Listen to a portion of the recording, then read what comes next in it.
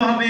আর যদি এটা মিথ্যা বা সত্যের মধ্যে না পড়ে তাহলে এটা কখনো গ্রহণযোগ্য হবে না। আমি আবার 3 নম্বর ব্যাখ্যা চলে আসি, সত্যের পারমের গুরুত্ব। আসলে সত্যের পারমের গুরুত্ব কতটুকু আমি অনেকগুলো জাতক কাহিনীকে অবলোকন করে দেখেছি। শাস্ত্রাবাণী জাতকে বলেছেন, বোধিসত্ত্ব যখন তপস্বী রূপে জন্মগ্রহণ করে একটি বনের মধ্যে সন্ন্যাসী জীবন যাপন করছিলেন, তখন সে বনের মধ্যে একবার অনেক ভয়াবহ করা দেখে দিয়েছিল।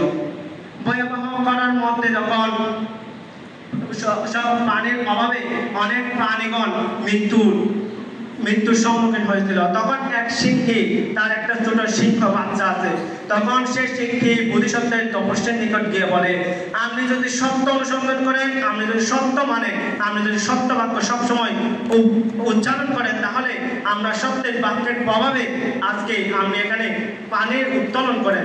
তখন বোধিসত্ত্ব তপস্বী চিন্তা করলেন, আমি তো আমার জ্ঞান থেকে কখনো মিথ্যা বাক্য ভাষণ করি নাই।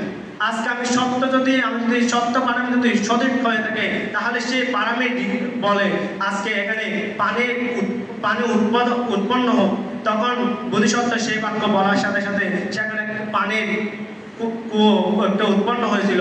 তখন সেখান থেকে প্রমাণ পায় আসলে সত্য জিনিসটি কিরকম, সেটা আমাদের জীবনে কতটুকু গুরুত্বপূর্ণ। 2 নম্বর জাতকে বলা হয়েছে, বোধিসত্ত্ব একবার কিছু দস্যুগণের সম্মুখীন হয়েছিল।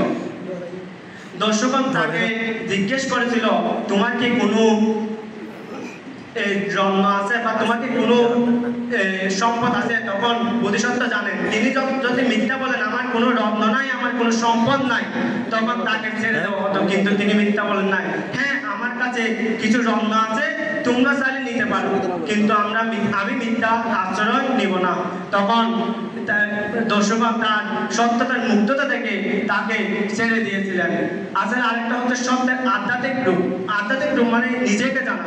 যখন বুদ্ধ সিদ্ধার্থ রাজার কোলে জন্মগ্রহণ করেছিলেন, তখন তিনি 4টি দৃশ্য অবলোকন করেছিলেন। 4টি দৃশ্য অবলোকন করে 4র্থ দৃশ্যের মধ্যে তিনি গৃহত্যাগ করার সিদ্ধান্ত নিয়েছিলেন। আসলে প্রথম, দ্বিতীয় আর তৃতীয় এগুলো অনুসরণের মাধ্যমে তার আধ্যাত্মিক চিন্তাকে তিনি চেতনা করতে পেরেছিলেন। আজ আর নয়, আমি আবারও পূজনীয় ভিক্ষু সংঘকে বন্দনা জানিয়ে আমার সংক্ষিপ্ত আলোচনা এখানে সমাপ্তি করছি।